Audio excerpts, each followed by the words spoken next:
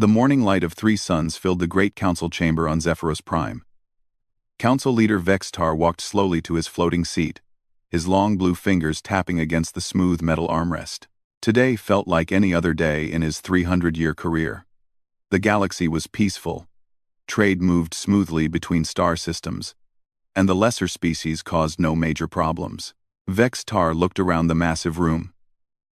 Holographic displays showed star maps, trade routes, and communication networks that connected thousands of worlds. For 3,000 years, the Zephyrian people had kept peace in this part of space. They watched over younger species, helped solve conflicts, and made sure no one caused trouble for others. "Good morning, Council Leader," said Thelnara as she entered the chamber. Her silver skin caught the light as she moved to her station. As Senior Communications Officer, she handled all the messages that came from across the galaxy. Most days brought only boring reports about mining quotas, shipping schedules, and small disputes between trading partners. "Any interesting news today?" Vextar asked. Though he expected nothing unusual, Thelnara shook her head. "The usual items, sir. The Krillians are still arguing about mining rights in the Outer Rim. The Ethereal Collective wants to change their trade agreement again, and we have the monthly reports from our observation posts." The observation posts were one of Vextar's favorite projects. Scattered throughout the galaxy, these hidden stations watched over primitive worlds. Not to interfere, but to learn. The Zephyrians believed that understanding how species developed would help them become better guides when these worlds finally reached the stars. Speaking of observation posts, Thelnara continued, Post 774 sent an unusual update about that little planet in the Sol system. The humans seem more active than usual. Vextar remembered the human world. A small blue planet with one moon, populated by a species that had only recently learned to fly. Their technology was thousands of years behind galactic standards. The observation post reported that humans had finally figured out how to split atoms and had started sending small metal objects into space around their planet. Amusing, but hardly impressive. "What kind of activity?" Vextar asked without much interest. "They are sending more radio signals into space, much stronger than before. Our monitoring equipment is picking up hundreds of different transmissions every day. Are they trying to contact someone?" "No, sir. They seem to be broadcasting to each other.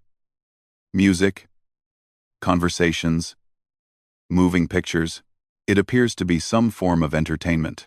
Vextar found this mildly interesting.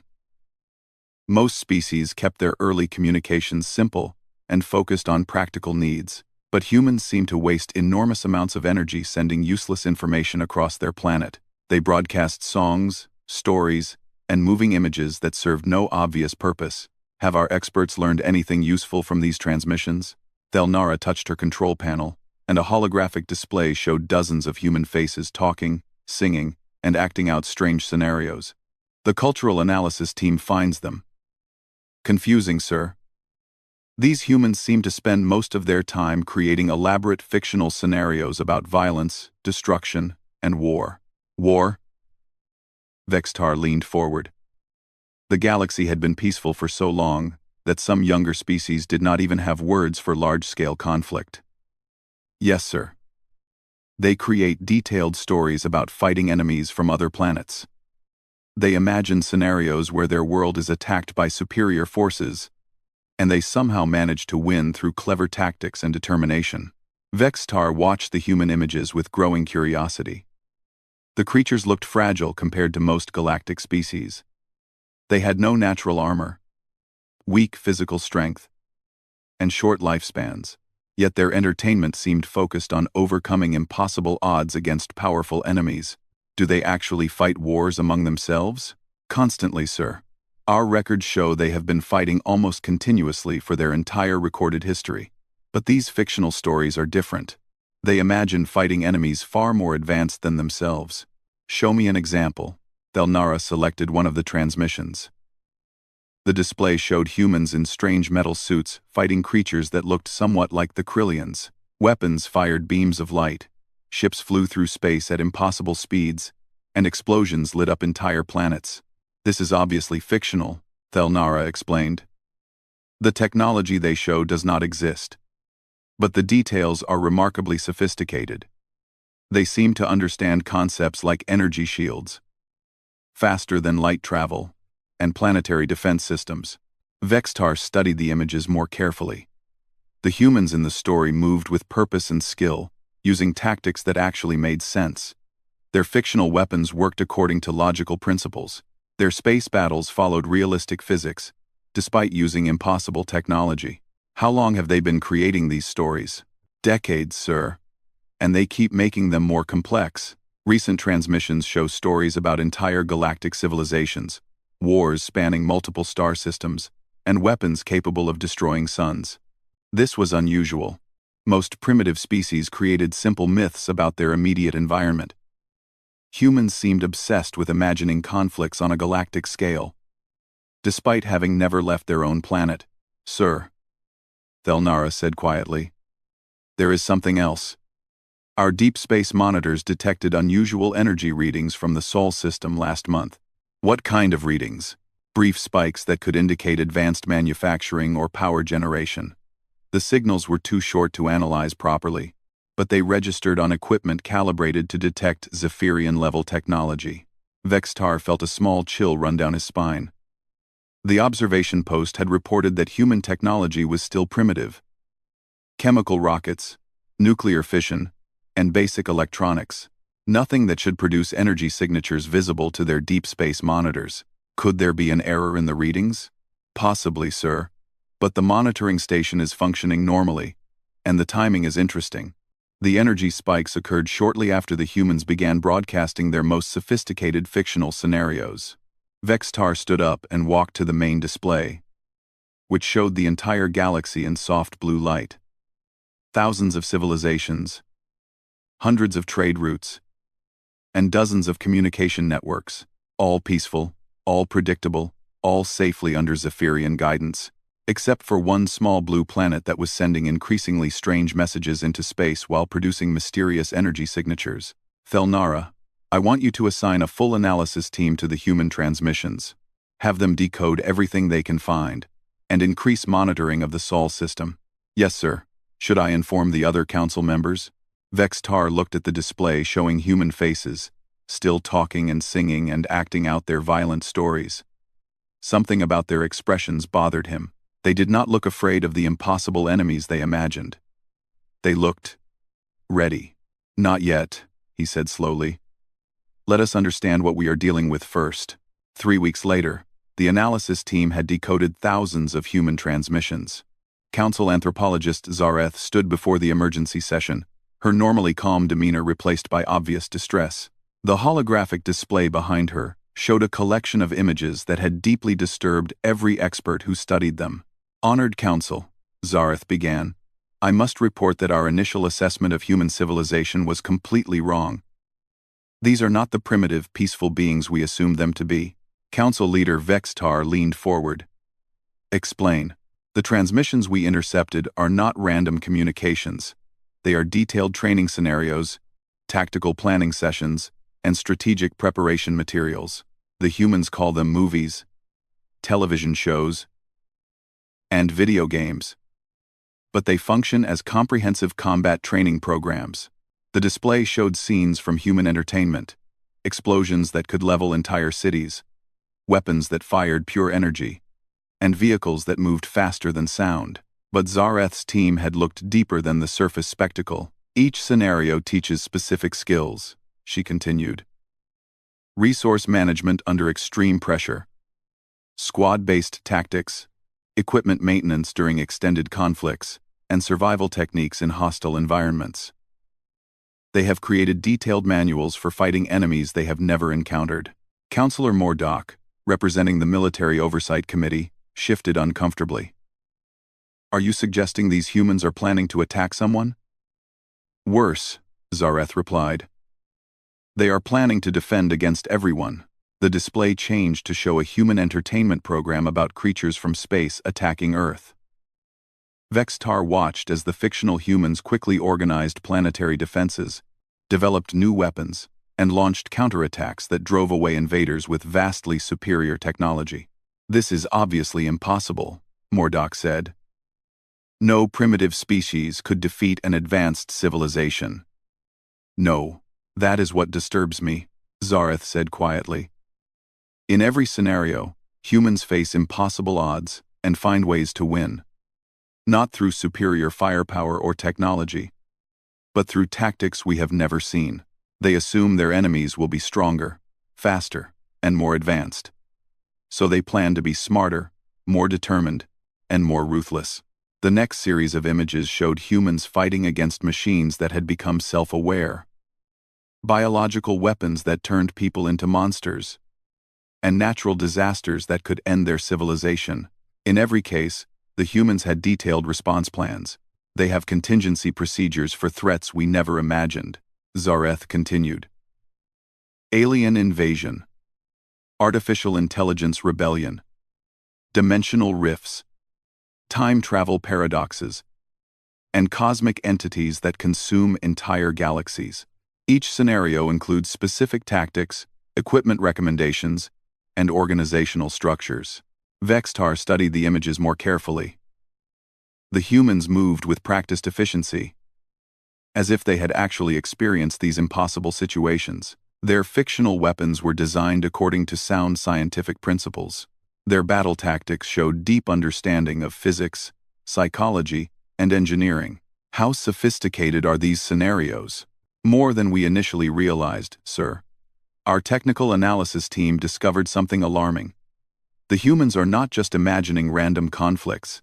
They are systematically exploring every possible way an advanced civilization might threaten a less developed one. And they are developing countermeasures for each threat. Senior technical analyst Rayshawn activated his own display, showing detailed schematics of human fictional technology. They understand concepts that most species do not discover until they have been spacefaring for centuries. Energy shields, quantum tunneling, gravitational manipulation, and faster-than-light communication. Their fictional science is based on real physics, but they lack the technology to build these devices. Mordok protested. That may not matter, Rayshawn replied. They have created detailed blueprints for technology they cannot yet construct. When they do achieve the necessary manufacturing capabilities, they will immediately possess weapons and defenses equivalent to advanced civilizations. The room fell silent as the implications became clear. The humans were not just primitive creatures playing with imaginary scenarios. They were conducting the most comprehensive military research program anyone had ever seen, preparing for conflicts that might not occur for centuries. There is more, Zareth said reluctantly. We analyzed their historical records. Humans have been planning for these scenarios since they developed written language.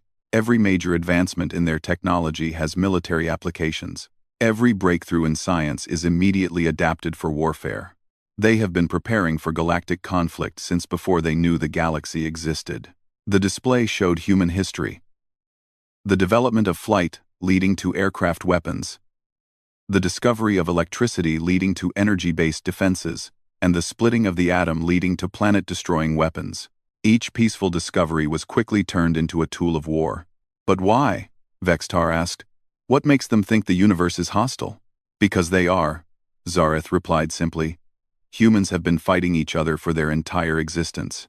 They understand war better than any species in our records.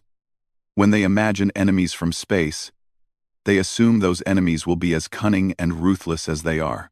The final series of images showed human entertainment scenarios that made Vextar's blood run cold. Humans fighting against creatures that could manipulate reality itself. Humans discovering that their entire universe was an artificial simulation controlled by hostile entities. Humans learning that what they thought was first contact with peaceful aliens was actually an infiltration by shape-shifting predators. They do not just plan for military defeat, Zareth explained. They plan for deception, infiltration, psychological manipulation, and existential threats that could destroy the concept of reality itself. They have imagined enemies we could not conceive of in our worst nightmares. And they believe they can win against these threats? Not just win, sir. In their scenarios, humans do not merely survive. They adapt the enemy's technology, learn from the enemy's tactics, and ultimately become stronger than the forces that attacked them. They turn every defeat into a learning experience, and every victory into preparation for the next conflict. Thelnara activated her communication panel. Council Leader, I am receiving reports from our deep space monitoring stations. The energy signatures from the Sol system are becoming more frequent and more powerful. Vextar turned to face her. What kind of signatures? Industrial construction, sir. Large-scale manufacturing and power generation. The readings suggest they are building something significant. Do we have visual confirmation? Negative, sir. But the power output matches what we would expect from advanced shipyard facilities or weapons manufacturing plants. The council chamber filled with uncomfortable silence. For 3,000 years, they had maintained peace by carefully managing the development of younger species, making sure no one advanced too quickly or posed a threat to galactic stability. Now they faced a species that had spent its entire existence preparing for galactic war while developing technology at an impossible rate. Recommendations? Vextar asked quietly. Zareth looked at her fellow analysts before responding. Sir, based on our analysis of human psychology and tactical thinking, I believe we should consider them a potential threat to galactic security. Their entire culture is organized around the assumption that conflict is inevitable and survival requires constant preparation for war. Are you suggesting we take preemptive action? I am suggesting, sir, that we may already be too late for that. The emergency alarms woke Vextar from the first peaceful sleep he had enjoyed in weeks. Red warning lights flashed throughout his private chambers as his communication device delivered the message he had been dreading. Council Leader. This is Deep Space Monitor Station 12. We have an unidentified vessel approaching Zephyrian territory. Request immediate instructions. Vextar rushed to the command center, where he found Thelnara and her team working frantically at their control stations. The main display showed a three-dimensional image of space near the outer boundary of their star system. A single ship moved steadily toward them, but it looked unlike anything in galactic records. What do we know about the vessel? Vextar asked. Very little, sir, replied Station Commander Kelvin. It appeared suddenly at the edge of sensor range, moving at sublight speed. No hyperdrive signature. No energy trail. It simply appeared as if it had been there all along. The ship on the display was enormous, easily the size of a Zephyrian battlecruiser. But its design made no sense. The hull seemed to be constructed from materials that reflected light in impossible ways, creating patterns that hurt to look at directly. Multiple sections appeared to be built using different architectural principles, as if someone had combined technology from a dozen different civilizations. Are they responding to our communication attempts? Yes, sir, but not through normal channels. They are broadcasting on multiple frequencies simultaneously, including some we do not typically monitor. The message is being transmitted in perfect Zephyrian. This sent a chill through the command center. Learning to speak Zephyrian required years of study, even for species with similar vocal capabilities. No one outside the galactic community should have access to their language. What is the message? Thelnara activated the communication system. A clear, calm female voice filled the room, speaking Zephyrian with no accent or hesitation. Zephyrian High Council. This is Admiral Sarah Chen of the Earth Command Vessel Determination. We request permission to approach your homeworld for diplomatic discussions. We have important matters to discuss regarding the current state of galactic affairs. The silence in the command center stretched for several uncomfortable seconds. Finally, Mordock spoke what everyone was thinking. Earth Command? There is no such organization. Earth is a primitive world with no unified government. That was our assessment as well, Vextar replied quietly. Thelnara, what do our monitoring stations report about current activity in the Sol system? Sir, we lost contact with Observation Post 774 3 days ago. We assumed it was a routine equipment failure. But now we know better. Vextar finished. How long would it take a ship to travel from Earth to our position? Rayshawn quickly calculated the distance. Using our fastest hyperdrive technology, approximately 2 months. Using primitive propulsion systems, several thousand years. The timing suggests they departed Earth shortly after we began intensive monitoring of their transmissions, Thelnara observed. Either they detected our observation efforts, or they were already planning to make contact, Vextar said. Commander Kelvin, scan the approaching vessel. What kind of technology are we dealing with? The results appeared on secondary displays around the room. Energy readings that defied explanation. Hull materials that registered as familiar substances arranged in impossible configurations, and weapon systems that seemed to incorporate design principles from multiple civilizations. Sir, Kelvin said slowly, the ship appears to be constructed using Zephyrian alloys, Krillian power systems, ethereal shielding technology, and at least 6 other technological signatures I cannot identify. How is that possible? Unknown, sir. But there is something else. I am detecting life signs from multiple species aboard the vessel. Not just humans. The communication system activated again, and Admiral Chen's voice returned. Zephyrian High Council, we are aware that our vessel may seem unusual to you. We would be happy to explain our technological development and current capabilities during our meeting. We also bring greetings from several species you may recognize. The voice was joined by others, each speaking in different languages that the translation system quickly identified. A Krillian delegate thanked the Council for their historical peacekeeping efforts but announced their species' decision to join Earth Command. An ethereal representative expressed similar sentiments. Then came voices from species that had been classified as extinct, primitive, or impossible to contact. This is impossible, Mordok whispered. The Krillians have been loyal members of our alliance for 800 years. The Ethereals have never shown interest in military partnerships, and some of those other species have been reported as destroyed by natural disasters or civil wars, Vextar finished. Yet they are apparently alive, well, and allied with humans. The main display shifted to show long-range sensor data from throughout the galaxy. Dozens of new energy signatures had appeared in star systems that should have been empty or populated only by primitive species. Construction projects, manufacturing facilities, and what appeared to be military installations were becoming active across previously unmonitored regions of space. Admiral Chen, Vextar, spoke into the communication system. How long has Earth Command been operational? We formally established our organization 47 years ago, came the immediate reply. Though planning began much earlier. We have been monitoring galactic communications and studying the various civilizations for some time now. Studying us? Of course.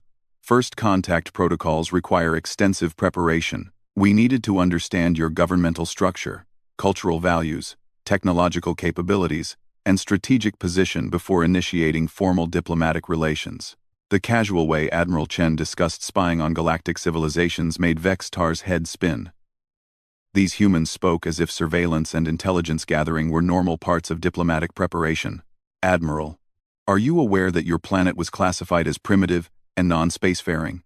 A sound came through the communication system that took several seconds for Vextar to recognize as human laughter. Council Leader, we are aware of your observation post. We have been feeding it carefully selected information for decades to maintain that classification while we completed our preparations. The room erupted in shocked voices as the implications became clear. The humans had not only detected the secret observation post but had been deliberately manipulating the information it gathered. Everything the Council thought they knew about human civilization was carefully crafted deception. What preparations?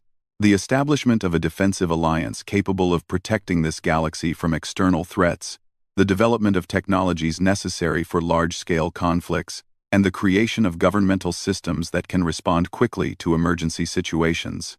We believe these preparations will be necessary in the near future. What external threats? The same ones your deep space monitoring stations have been detecting at the galactic edge for the past 18 months. We assume you have been tracking the energy signatures approaching from dark space?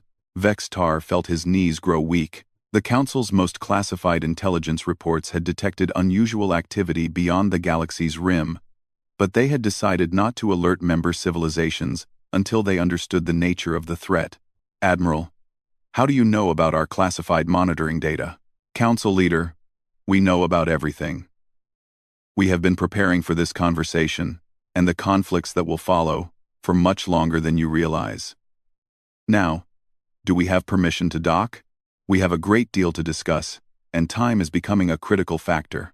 The main council chamber had never hosted such an unusual gathering. Representatives from dozens of civilizations filled the floating seats, many arriving in ships that had appeared seemingly from nowhere. Admiral Sarah Chen stood at the center of the room, looking remarkably calm for someone who had just shattered 3,000 years of galactic order. She was smaller than Vextar had expected, with the typical human frame that appeared fragile compared to most galactic species, but her eyes held a confidence that made him deeply uncomfortable. This was not a primitive creature seeking guidance from advanced beings. This was a predator, evaluating potential threats. "Honored delegates," Admiral Chen began, her voice carrying clearly through the chamber's translation systems. "I want to thank the Zephyrian Council for agreeing to this emergency session. I know, our arrival has caused some confusion, so let me clarify the current situation." The holographic display behind her activated, showing a three-dimensional map of the galaxy. Instead of the familiar view of Council territories and trade routes, this map showed something that made Vextar's blood run cold. Earth was not a single isolated world. It was the center of a vast network that connected dozens of star systems. 47 years ago, Admiral Chen continued, Earth Command was established following our first contact with the Krillian refugee fleet. Your observation post reported that the Krillians had been destroyed by civil war. This was partially correct. Their homeworld was indeed devastated by conflict. But 12 million survivors escaped in ships that were badly damaged and running out of supplies. The display shifted to show the aftermath of the Krillian conflict. Broken ships limping through space, searching desperately for any habitable world that might offer sanctuary. The Krillian ships were detected by our deep space monitoring systems as they entered the Sol system. At that time, we had just completed our first successful faster-than-light engine tests. Instead of hiding from what we assumed might be hostile aliens, we decided to offer assistance. Council Leader Vextar leaned forward. "You made contact with refugees before developing proper first contact protocols?" Admiral Chen's smile was slight but unmistakable. "Council Leader, humans have been developing first contact protocols since we began broadcasting into space. We assumed that any species capable of interstellar travel would be either neutral traders, potential allies, or hostile invaders. We prepared for all three possibilities." The display showed human ships approaching the damaged Krillian vessels. But these were not the primitive chemical rockets that the observation post had reported. These ships moved with purpose and capability that suggested technology far beyond what Earth should have possessed. The Krillians were surprised to discover that humans had developed faster-than-light travel without outside assistance. They were even more surprised to learn that we had stockpiles of resources specifically allocated for refugee assistance, complete medical facilities capable of treating non-human physiology, and temporary habitat systems designed for multiple species. "How did you know how to treat Krillian injuries?" asked Counselor Mordock. "We had been studying your species through intercepted communications for decades.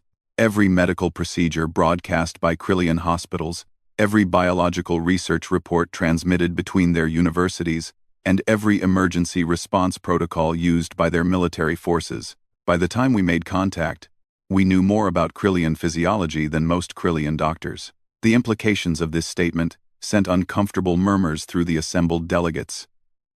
The humans had not just been passively listening to galactic communications, they had been conducting comprehensive intelligence analysis on every spacefaring civilization. The Krillians offered to share their technology in exchange for sanctuary.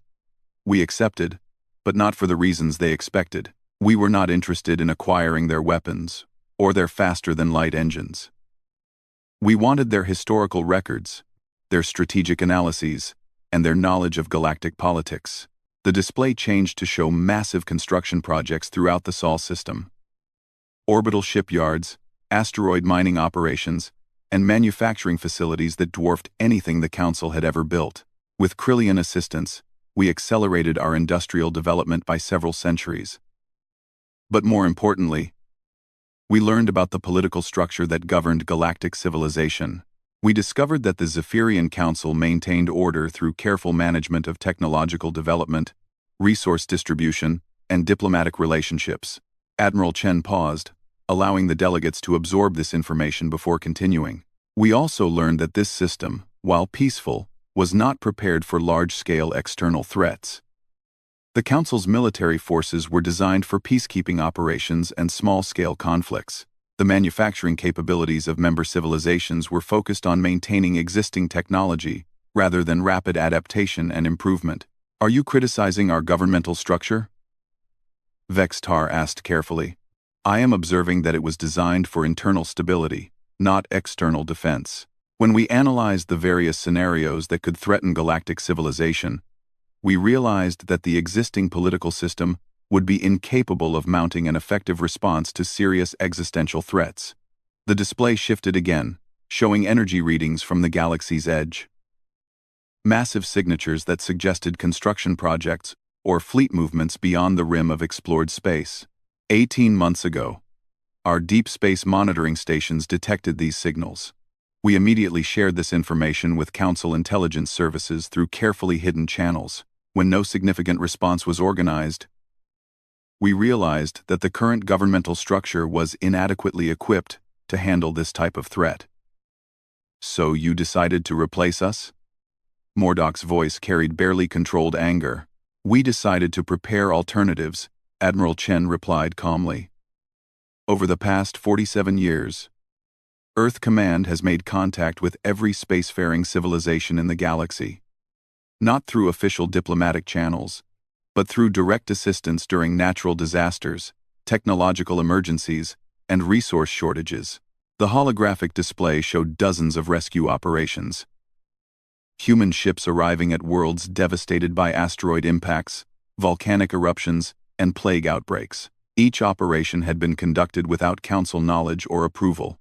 In every case, we offered aid without demanding political concessions or territorial rights.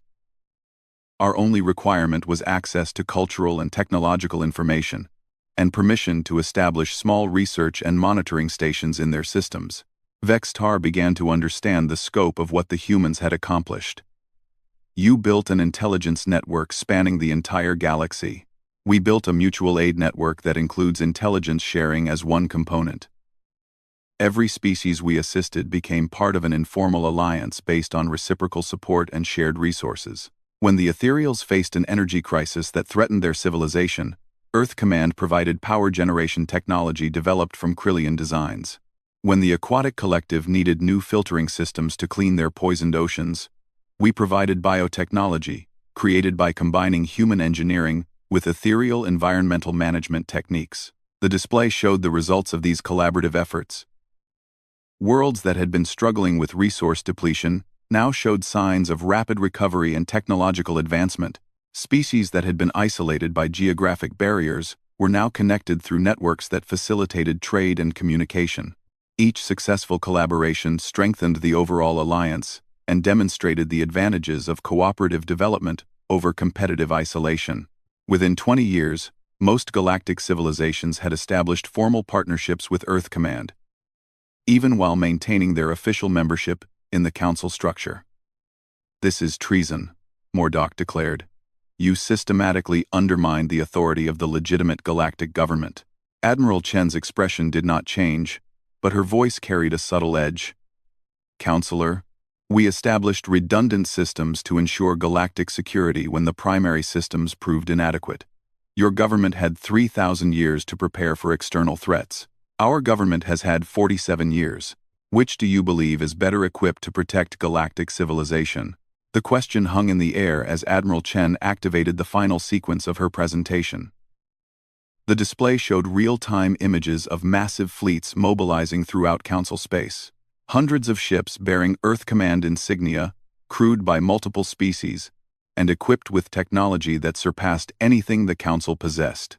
Earth Command Online, Admiral Chen announced quietly, is not a communication system. It is a declaration that galactic civilization now has a military command structure capable of defending against existential threats. The question before this assembly is whether you want to participate in that defense, or whether you prefer to maintain governmental structures that have already proven inadequate for the challenges we face. 6 months later, Vextar stood in what had once been his private office, now serving as a transition coordination center for the transfer of governmental authority. The view from his window showed something that still amazed him. Ships from dozens of civilizations working together to construct orbital defense platforms around Zephyros Prime. The same defensive installations were being built around every major world in the galaxy. The resignation document lay on his desk, formally transferring all Council authority to Earth Command.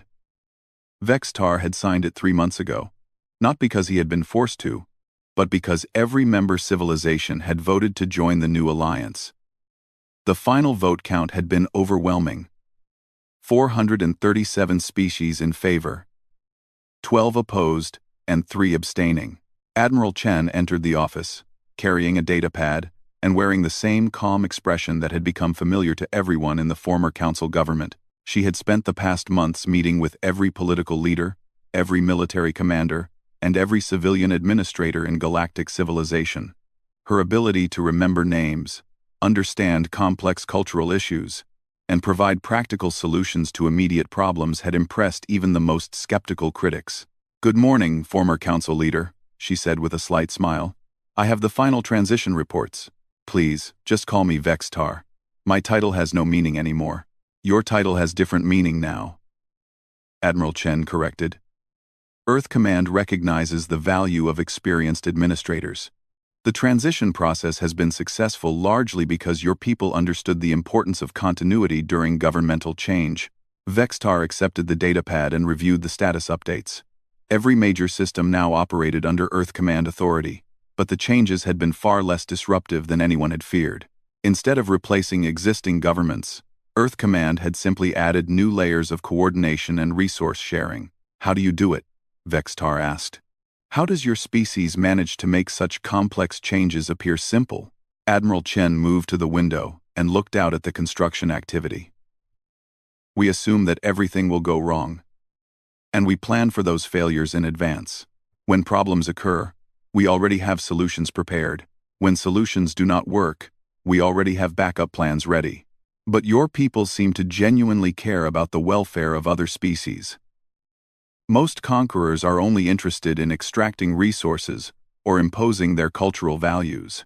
"We are not conquerors," Admiral Chen replied quietly. "We are defenders who happened to arrive before the attack began." She activated her portable display unit, showing the latest readings from deep space monitoring stations at the galactic edge. The energy signatures that had first alerted Earth Command to external threats had grown stronger and more numerous. Whatever was approaching from dark space was getting closer. "Our latest analysis suggests first contact with the external threat will occur within 18 months. The approaching forces appear to be using technology that operates on principles we do not yet understand. Their energy signatures suggest they possess the capability to destroy entire star systems." Vextar felt the familiar chill that accompanied discussions of the unknown threat. "Do you believe Earth Command can defend against such power?"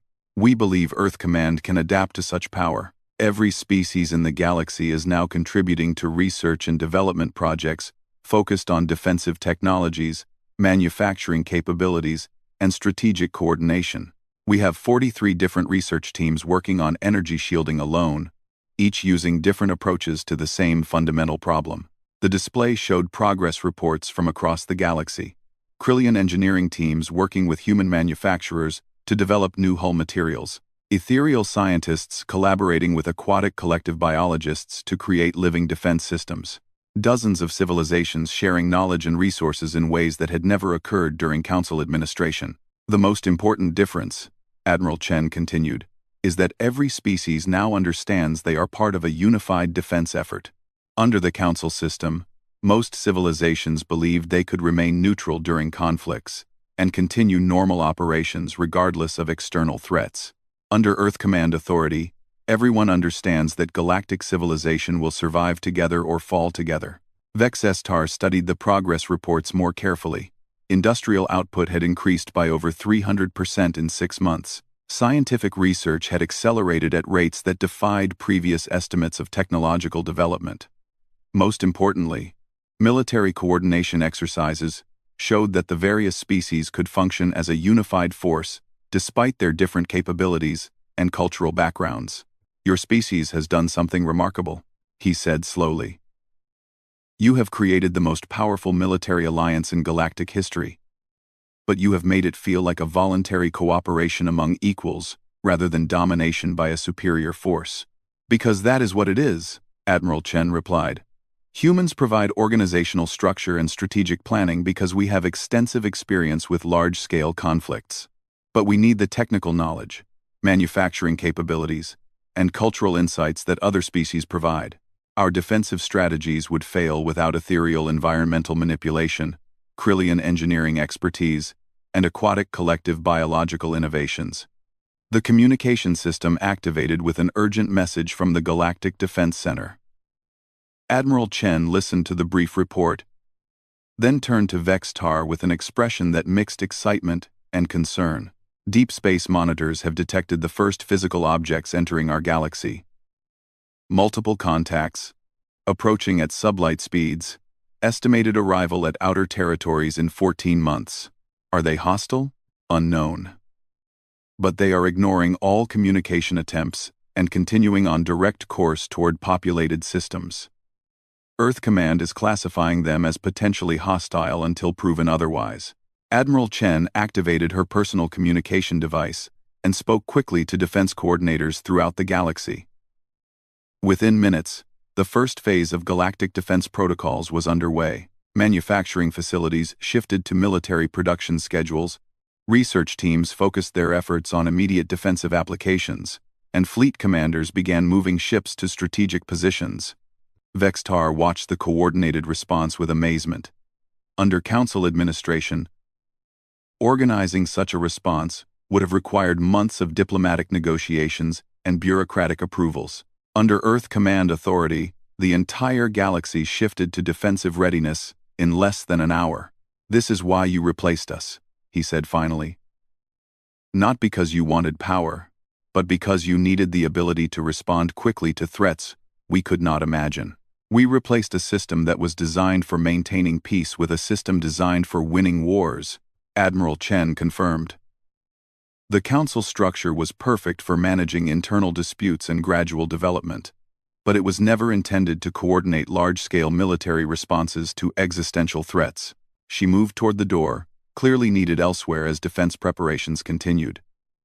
But she paused and turned back to Vex-Tar, former Council leader. I want you to know that Earth Command values the contributions your people made to galactic civilization. The 3,000 years of peace you maintained allowed every species to develop the capabilities we need for the conflicts ahead.